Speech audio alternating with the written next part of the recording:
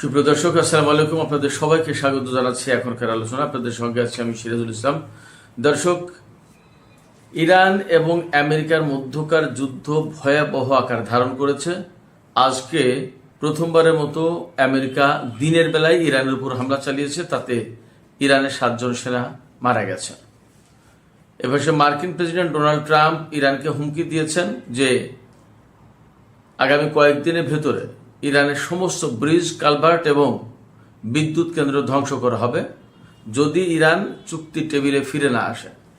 আর ইরানের president Masoud Pezeshkian বলেছেন, ইরানের সামরিক বাহিনী, ইরানের জনগণ দেশের প্রতি ইঞ্চি ভূমি রক্ষা করবে। শুধু তাই না, তিনি গতকাল একদম প্রকাশ্যে ঘোষণা করেছেন আমেরিকার সাথে যে সমঝোতা স্মারক সই হয়েছিল সেটা অকার্যকর, সেটা বাতিল, সেটা আর এখন কার্যকর নেই। এদিকে ইরান যে কৌশল অনুসরণ করছে তাতে পরিষ্কার বোঝা যাচ্ছে আমেরিকাকে দীর্ঘমেয়াদী যুদ্ধের দিকে টেনে নিয়ে যাচ্ছে ইরান। প্রশ্ন হচ্ছে, আমেরিকা কি সেই যুদ্ধের মতো অবস্থায় আছে কিনা? কারণ তার অস্ত্রের মজুদ নিয়ে এরই মধ্যে নানান রকমের প্রতিবেদন বের হয়েছে, তাতে বলা হচ্ছে আমেরিকার অস্ত্র মজুদের অবস্থা খুবই সংকটাপন্ন। এদিকে আমেরিকার আশ্বাসে একটি জাহাজ হরমুজ প্রণালী পার হতে গিয়েছিল, ইরান তাতে হামলা চালিয়েছে, জাহাজটি ডুবে গেছে। ওপাশে মার্কিন প্রেসিডেন্ট ডোনাল্ড ট্রাম্প তিনি ঘোষণা করেছিলেন হরমুজ প্রণালী থেকে 20% হারে টোল আদায় করবে। তিনি এখন বলছেন যে পারস্য উপসাগরীয় অঞ্চলের 5টি দেশ কথা দিয়েছেন যে তারাই এই যুদ্ধের ক্ষতিপূরণ দেবে, টোল যেন আদায় না করে। সেই জায়গা থেকে ডোনাল্ড ট্রাম্প এখন টোল আদায় করবে না। আরও দুটি গুরুত্বপূর্ণ ইনফরমেশন আছে, সেই দুটি ইনফরমেশন দিয়ে আমি বিস্তারিত আলোচনায় চলে যাব। একটা হচ্ছে, ইরান বলেছে মধ্যপ্রাচ্যের মার্কিন ঘাঁটিগুলোতে ইরান এতটা ভয়াবহ হামলা চালিয়েছে এ পর্যন্ত, যার কারণে আমেরিকার সেনাদের নিরাপদে ঘুমানোর কোনো জায়গা নেই। এদিকে ইরানের হামলায় ইসরায়েলের হাইফা নগরীতে রাফাল অস্ত্র নির্মাণ কোম্পানির একজন ইঞ্জিনিয়ার নিহত হয়েছে। সুপ্রিয় দর্শক, এতক্ষণ যে বিষয়গুলো মূল পয়েন্ট আকারে তুলে ধরলাম, এই বিষয়গুলো নিয়েই এখন বিস্তারিত আলোচনা করার চেষ্টা করব। আশা করি আপনারা সবাই শেষ পর্যন্ত সঙ্গে থাকবেন। খুবই গুরুত্বপূর্ণ কিছু বিষয় নিয়ে কথা বলবো। আমি আশা করি আপনাদের ভালো লাগবে। আর যদি ভিডিও ভালো লাগে তাহলে লাইক, কমেন্ট, শেয়ার করবেন এবং চ্যানেলটি সাবস্ক্রাইব করে সাথে থাকবেন।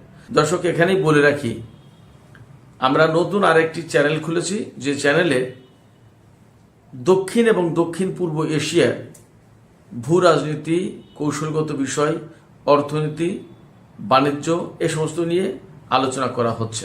আপনারা এই চ্যানেলটিও ফলো করতে পারেন। দারুণ সব আলোচনা সেখানে আমরা দিচ্ছি।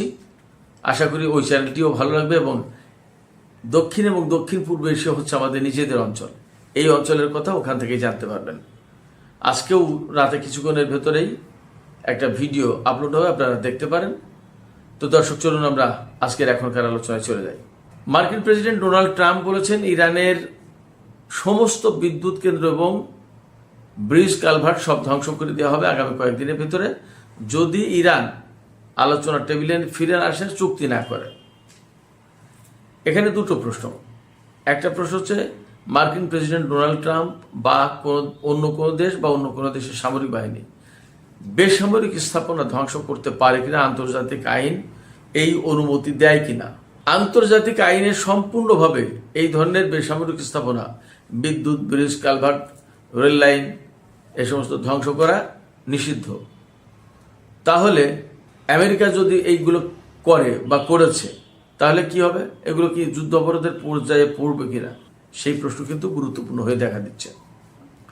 আর আরেকটা বিষয় হচ্ছে, ডোনাল্ড ট্রাম্প বলছেন যে তিনি এই হামলা বন্ধ করতে পারেন যদি ইরান চুক্তির টেবিলে আসে। প্রশ্ন হচ্ছে যে ইরান তো চুক্তির টেবিলে গিয়েছিল, আলোচনার টেবিলে গিয়েছিল, আলোচনার টেবিলে ছিল, আলোচনার টেবিলে থাকা অবস্থায় আমেরিকা ইরানের উপর হামলা করেছে। আবার যুদ্ধ বন্ধ করে আলোচনার টেবিলে নিয়ে যাওয়ার পরে যখন একটা সমঝোতা স্মারক পর্যন্ত সই হয়েছে, তারপরে আবার ইরানের উপর হামলা হয়েছে এবং আবার যুদ্ধ শুরু করেছে। এবং সমঝোতা স্মারক আমেরিকা মানেনি, এবং আমেরিকার প্রেসিডেন্ট ডোনাল্ড ট্রাম্প প্রথমে ঘোষণা করেছেন যে ডিল ইজ ওভার, এই চুক্তি শেষ হয়ে গেছে, এর কোনো কার্যকারিতা আর নেই। ইরান তার কয়েকদিন পর এসে গতকাল ঘোষণা করলো যে এই সমঝোতা তারা আর মানবে না, এটা অবসান হয়েছে। তাহলে চুক্তি করলে কি হবে, মানে কি? আমেরিকা যে ইরানকে চুক্তি টেবিলে ডাকছে, ইরান আসলে কোন চুক্তি করতে যাবে? তার মানে ডোনাল্ড ট্রাম্প কি এইরকম কোন চুক্তি চাইছেন যে চুক্তি আমেরিকা যা বলবে তাই হবে, ইরানের কোনো কথা থাকবে না, এইরকম কোন চুক্তি চাইছেন?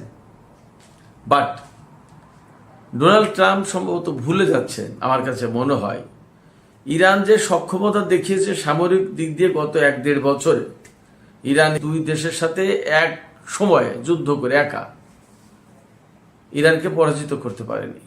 সেক্ষেত্রে ইরান কি ডোনাল্ড ট্রাম্পের এই হুমকি ধমকিতে ভয় পায়? মনে হয় না। বরং ইরান একদম পরিষ্কার করে বলেছে যে ইরানের প্রতি ইঞ্চি ভূমি রক্ষা করা হবে এবং কোনো মতেই ইরান কারো কাছে সারেন্ডার তো করবেই না। এমনকি যারা ইরানের উপর এই যে হামলা চালাচ্ছে তাদেরকে ইরান উচিত শিক্ষা দেবে। ইরানের সামরিক বাহিনী গতকাল বলেছে যে আমেরিকা এই গত যুদ্ধ থেকে শিক্ষা নেয়নি। এবং আমি আপনাদেরকে কি বলবো, আপনারা বিশ্বাস করবেন কিনা জানি না, ভিডিও আমি দেখাতে পারছি না, এখানে ভিডিওগুলো দিলে ইউটিউবে ঝামেলা করে, যাই হোক এই জন্য আমি ভিডিওগুলো দেই না, আমি আপনাদেরকে মুখে বর্ণনা দিই। কুয়েত, জর্ডান এবং বাহরাইনে গত রাতে যে ইরান হামলা চালিয়েছে, আপনারা কল্পনা করতে পারবেন না, সে সমস্ত হামলা ভয়াবহ হামলা হয়েছে। বাহরাইনের ৫ম নৌবহরের ঘাঁটি এবং শেখ ইসা বিমান ঘাঁটি, জর্দানের প্রিন্স সুলতান এয়ারবেজ এবং কুয়েতে আমেরিকার সেনাদের একটা লজিস্টিক হেডকোয়ার্টার ছিল, এগুলো একদম কমপ্লিটলি ধ্বংস হয়ে গেছে, কমপ্লিটলি। এবং ইরান বলছে যে মধ্যপ্রাচ্যের কোনো দেশে এখন আমেরিকার ঘাঁটিতে নিরাপদে ঘুমানোর মতো অবস্থা নেই মার্কিন সেনাদের। এবং আপনারা বুঝতেই পারেন যে তারা হরমুজ প্রণালীর উপরে ব্লকেট দিচ্ছে, কিন্তু হরমুজ প্রণালীর ধারে কাছে কোনো জাহাজ নিয়ে যাচ্ছে না। গত 40 দিনের যুদ্ধে ইরানের বিরুদ্ধে অন্তত 13,000 লক্ষ্যবস্তুতে আমেরিকা হামলা চালিয়েছে। এবং হামলাগুলো চালিয়েছে কি দিয়ে? টমাহক ক্রুজ ক্ষেপণাস্ত্র, তারপরে SAM-3, SAM-6, আরও এক ধরনের প্রিসিশন গাইডেড মিসাইল আছে খুবই উন্নত মানের, এরপরে থার্ড, পেট্রিয়ট, আরও বিভিন্ন ধরনের ক্ষেপণাস্ত্র গুরুত্বপূর্ণ উন্নত মানের, টমাহক ক্রুজ ক্ষেপণাস্ত্র তার ভিতরে আছে। এই সমস্ত ক্ষেপণাস্ত্র দিয়ে একটা দেশকে মাটির সাথে মিশিয়ে দেওয়ার কথা, সেই জায়গায় ইরান যথেষ্ট প্রতিরোধ করতে পেরেছে এবং বহু সংখ্যক ক্ষেপণাস্ত্র ইরান শুটডাউন করেছে। ড্রোনগুলো তো ধ্বংস করেছে, অনেকগুলো বিমান ধ্বংস করেছে ইরান এবং বিভিন্ন কায়দায় ধ্বংস হয়েছে। এবং মধ্যপ্রাচ্যের যে সমস্ত ঘাঁটি ছিল তাতে কি পরিমাণে অস্ত্র এবং গোলাবারুদ ইরান ধ্বংস করেছে তা তো জানেন। এখন হরমুজ প্রণালী বন্ধ করে দেওয়ার কারণে আমেরিকা জাহাজে করে আর অস্ত্র আনতে পারছে না, গোলাবারুদ আনতে পারছে না, বিমানে করে কয়টা এনে কি করবে? সেক্ষেত্রে এই যে ইরান দীর্ঘমেয়াদী যুদ্ধের দিকে আমেরিকাকে টেনে নিয়ে যাচ্ছে, ইরানের কিন্তু কৌশল আছে কিছু। এই দীর্ঘমেয়াদী যুদ্ধে আমেরিকা টিকে থাকতে পারবে না, কারণ তার হাতে অস্ত্রের মজুদ নেই। শুধু তাই না, আপনারা শুনলে অবাক হবেন, আমেরিকা এইবার যে সামরিক বাজেট চেয়েছে সেটা হচ্ছে $1.5 ট্রিলিয়ন।